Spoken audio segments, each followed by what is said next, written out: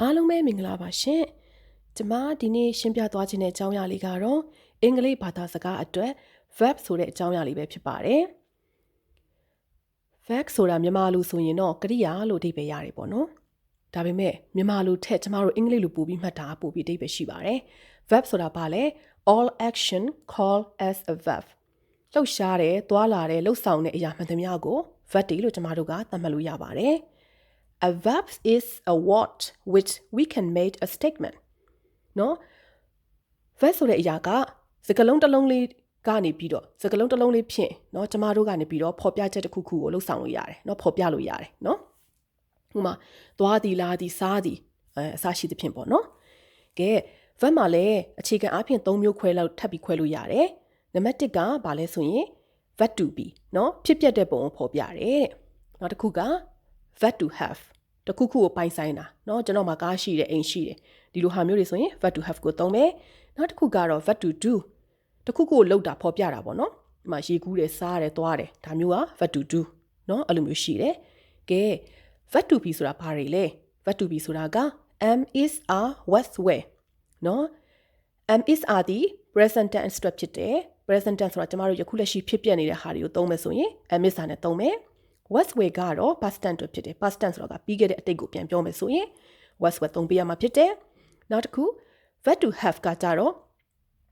တခုခုကိုပိုင်ဆိုင်တာကိုဖော်ပြတယ်เนาะကျွန်တော်မှာကားရှိတဲ့အိမ်ရှိတယ်အစားရှိသဖြင့်ပေါ့เนาะသူ့မှာကြတော့ has ရယ် have ရယ် had ရယ်ဆိုပြီး၃မျိုးရှိတယ် has ဆိုတာကကြတော့ has have ကကြတော့ကျမတို့လက်ရှိ present မှာဖြစ်နေတဲ့ဟာတွေအတွက်သုံးတယ် had ကတော့ past tense အတွက်သုံးတာဖြစ်တယ်အတိတ်ကိုပြောတာဖြစ်တယ်เนาะတကယ်လို့လူကတယောက်တည်း he တို့ she တို့ it တို့ဆိုလို့ရှိရင် has ကိုသုံးပြရမှာဖြစ်တယ် have ကတော့ I တို့ you တို့ဆိုရင်တော့ I have to you have to ဒီလိုမျိုးသုံးမှာဖြစ်တယ်ဒီမှာချွန်းချက်အနေနဲ့ကျွန်မပြောချင်တာရှိတယ် I ဆိုတာလဲကျွန်တော်တို့တယောက်တည်းကိုပဲသုံးတာကျွန်တော်ဒါပေမဲ့ you ဆိုတာလဲမင်းဒါပေမဲ့ I နဲ့ you နဲ့ကိုအမြဲတမ်းပဲ verb သုံးတဲ့အခါမှာအနည်း verb ကိုဘယ်တော့မှမသုံးဘူးအများ verb ကိုပဲသုံးတယ် have ကိုပဲသုံးပြီးတယ်เนาะနောက် verb to be မှာဆိုလဲဒီတိုင်းပဲ he တို့ she တို့ဆိုရင် he is တို့เนาะ she is တို့အနည်းသုံးပြီးမဲ့ I ဆိုလို့ရှိရင် I am ဖြစ်တယ် you ဆိုလို့ရှိရင် you are ဖြစ်တယ် you is လို့မသုံးเนาะအများအနေနဲ့ပဲသုံးတယ် I ကတော့ am ဒါတော့ရှင်းပါတယ် you ကကြတော့ you is လို့မသုံး you are ပဲသုံးလို့ရတယ်เนาะဘာဖြစ်လို့ဆိုတော့တကယ်တော့ you ဆိုတာမင်းဆိုတာတယောက်တည်းအနေနဲ့သုံးပေမဲ့လေဒီနေရာမှာ are ပဲသုံးပြရမှာဖြစ်တယ်အဲ့ဒါချွန်းချက်အနေနဲ့မှတ်ထားပေးပါကဲနောက်တစ်ခုကတော့ verb to do verb to do ဆိုတာဘာတွေလဲ do does did เนาะ do ဆိုတာက do နဲ့ does က present tense ကိုပြောတာဖြစ်တယ် did ကတော့ past tense ကိုဖော်ပြတာဖြစ်တယ်အတိတ်ကိုဖော်ပြတာဖြစ်တယ်နောက်တစ်ခုက go တို့ eat တို့ sleep တို့ love တို့ hate တို့เนาะဒါတွေကဘာလဲဆိုရင်တခုခုကိုဖော်ပြနေတာပေါ့နော်သွားသည်လာသည်စားသည်ချစ်သည်မုန်းသည်ဒီလိုဟာမျိုးတွေကို verb to do လောက်ဆောင်တဲ့ verb လို့ခေါ်တယ် okay ဒီနေရာမှာကျွန်မကအားလုံးကိုဇယားလေးနဲ့မှတ်စီခြင်းနဲ့အလွယ်ပေါ့နော်သူကဘယ်လိုမှတ်မလဲဆိုရင် subject ပေါ်မူတည်ပြီးတော့ verb ကလေးတွေက present မှာလည်းပြောင်းသွားမယ် past tense မှာလည်းပြောင်းသွားမယ်ဇယားလေးနဲ့မှတ်မယ်ဆိုရင်ပို့ပြီးတော့ရှင်းတယ်ပေါ့နော်ဥပမာ I အတွက်ပေါ့နော် I အတွက်ဆိုရင် present tense က I am เนาะအဲ့လိုဖြစ်မယ်ကျွန်တော်ဒီဖြစ်သည် I am ဘသူเนาะအဲ့လိုမျိုးနာမည်တစ်ခုပါမယ်เนาะကျွန်တော်ဒီဘလို့ခေါ်ပါတယ်ဘသူဖြစ်ပါတယ်ဒီလိုမျိုးမိတ်ဆက်တဲ့ခါမှာသုံးတယ်เนาะသူ့ရဲ့ I ရဲ့ past tense ကကြတော့ I was ဖြစ်သွားမယ်သူကကြတော့အနေအနေနဲ့သုံးတာ was ကကြတော့เนาะ I am I was we ဆိုရင် present tense မှာ we are เนาะအများဆိုလို့ရှိရင် we were past tense မှာเนาะpresent မှာ we are past tense မှာ we were ဒီလိုဖြစ်မယ်ကျွန်တော်တို့ဒီဖြစ်သည်ကျွန်တော်တို့ဒီဖြစ်ခဲ့သည်နောက်တစ်ခု you ဒီကျွန်မပြောသလိုပဲချွန်းချက်အနေနဲ့မှတ်ရမယ်အများအနေနဲ့သုံးမယ် you ဆိုရင် are present tense မှာเนาะ verb to be တော့ကိုပြောနေတာเนาะနောက်တစ်ခုက past tense အတွက်ဆိုရင် you were အဲ့လိုဖြစ်မယ်เนาะကျွန်တော်သူဒီခမားဒီဖြစ်သည်ခမားဒီဖြစ်ခဲ့သည်เนาะအဲ့လိုမျိုးသုံးတယ်နောက်တစ်ခု he she itဒီသုံးမျိုးဒီအမြဲတမ်းအနည်းအနေနဲ့မှတ်မှာဖြစ်တယ်အဲ့တော့ he is present tense မှာဆိုရင် she is เนาะ it is အဲ့လိုဖြစ်မယ် past tense အတွက်ဆိုရင် he was she was it was အဲ့လိုဖြစ်မယ်နောက် they ဆိုတာသူတို့ဆိုတာအများအဲ့တော့ they are present tense ဆိုရင်เนาะ past tense အတွက်ဆိုရင် they were we နဲ့တူတူပဲเนาะအများဆိုရင် are နဲ့ were နဲ့သုံးမယ်နောက်တစ်ခု a boy ကောင်လေးတစ်ယောက်ဒါဆိုအနည်းနဲ့သုံးရမယ် a boy is ပဲသုံးမယ် present မှာနော် past tense ဆိုရင် a boy was ဖြစ်သွားမယ်နော်ကောင်လေးသည်ဖြစ်သည်ကောင်လေးသည်ဖြစ်ခဲ့သည်နော်နောက်တစ်ခုက the boys ကောင်လေးများဆိုရင် present မှာ the boys are နော် present tense က past tense ကကြတော့ the boys were အဲ့လိုမျိုးသုံးပြရမှာဖြစ်တယ်ကဲဒါက verb to be ပြီးတော့ကျွန်မက verb to have အကြောင်းကိုပြောမယ် verb to have မှာဆိုရင်လေ I ဆိုရင် have ကျွန်မပြောတယ် I ဒီတယောက်တည်းဒါပေမဲ့ဒီမှာချွင်းချက်အနေနဲ့မှတ်ရမယ် I have ပဲသုံးရမယ်နော် he ရဲ့ she ရဲ့ it ကကြလို့ရှိရင်အနည်းအနေနဲ့သုံးမယ် has အဲ့ဒါသုံးခွင့်ရှိတယ် I တို့ you တို့ဒီအမြဲတမ်းမှတ်ရမှာ have နော်တယောက်တည်းဖြစ်ပေမဲ့သူတို့ကိုအများအနေနဲ့ပဲသုံးမှာဖြစ်တယ် Okay ပထမဆုံးဟာကြည့်မယ် I have present tense မှာဆိုရင် past tense အတွက်ဆိုရင် I had ကျွန်တော်မှာရှိတယ်ကျွန်တော်မှာရှိခဲ့တယ် we ဆိုရင် we have we had ကျွန်တော်တို့မှာရှိသည်ကျွန်တော်တို့မှာရှိခဲ့သည် you ဆိုရင် you have you had နော်မင်းမှာရှိသည်မင်းမှာရှိခဲ့သည် he ဆိုရင် he has she has it has သူတို့ဒီအများနဲ့အနည်းအနေနဲ့သုံးမယ်ဒီသုံးမျိုးဒီနော်သူတို့ရဲ့ past tense ကကြတော့ he had she had it had နော်အခြားနဲ့အတူတူပဲ they ဆိုရင်အများဆိုတော့ have they have they had a boy has a boy had ကောင်လေးတစ်ယောက်ဖြစ်တဲ့ကြောင့်အနေနဲ့သုံးတယ် the boys have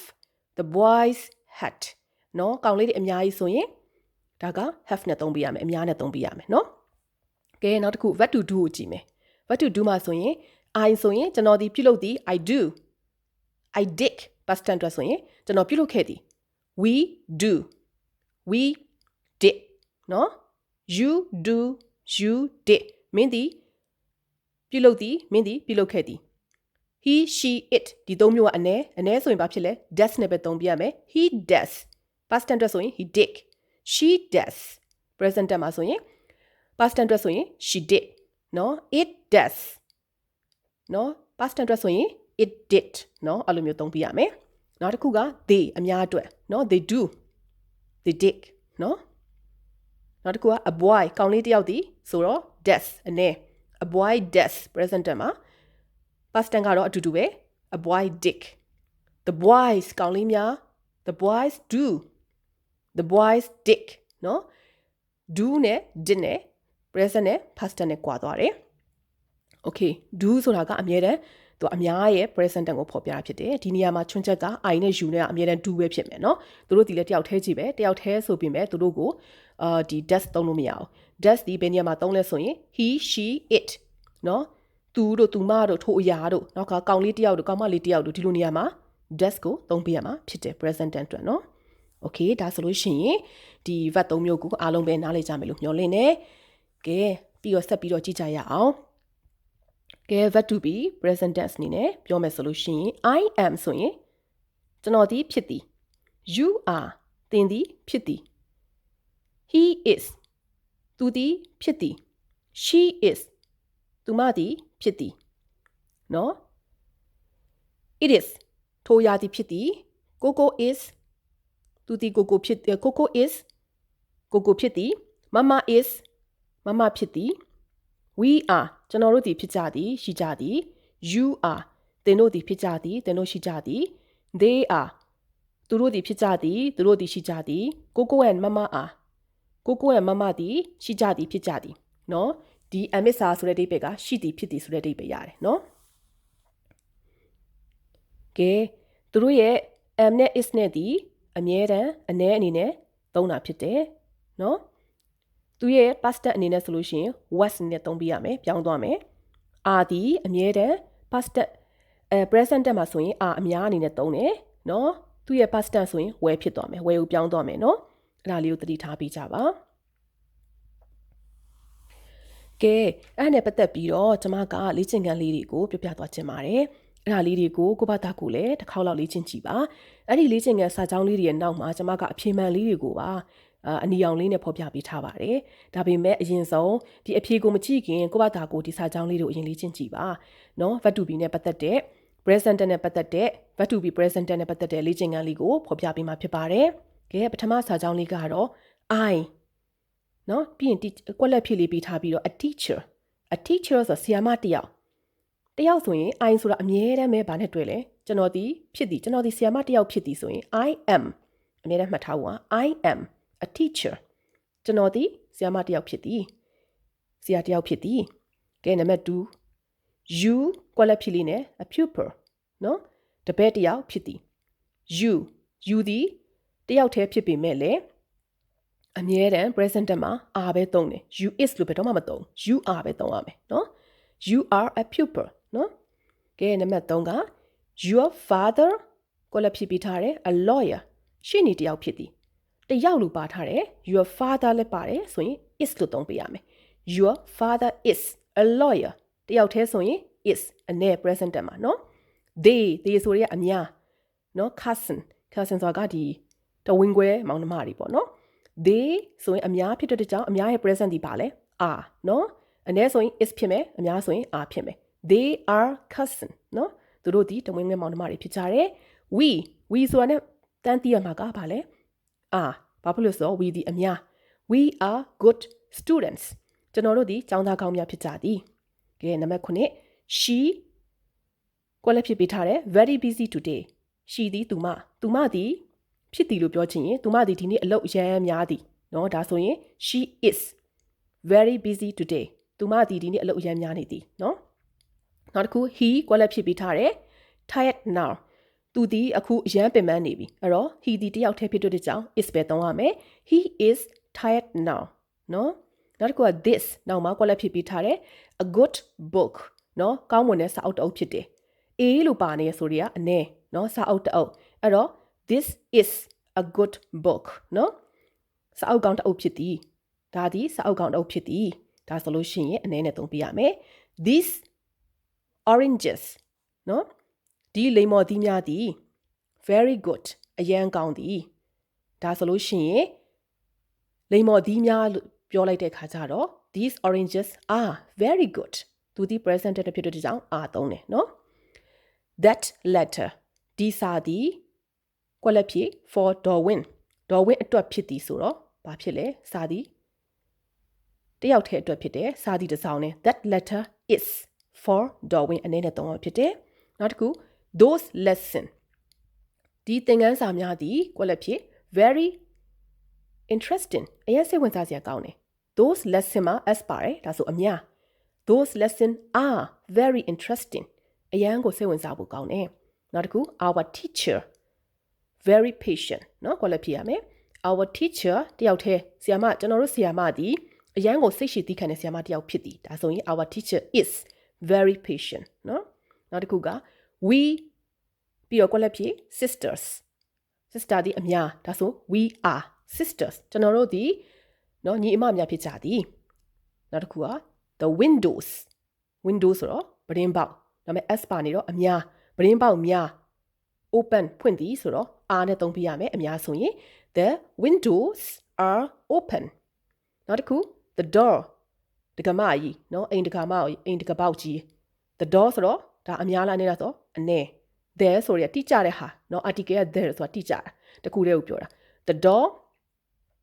is closed တကားပိတ်ထားတယ်เนาะတခုတည်းဆိုရင် is နဲ့သုံးပြရမယ်နောက်တစ်ခုက momo and mumu နဲ့မူမူဆိုတော့နှစ်ယောက်ဆိုရင်ဘာဖြစ်လဲ are သုံးပြရမယ်တယောက်အထက်ဆိုရင်များသွားပြီအများဆိုရင် are အဲ့တော့ momo and mumu are neighbors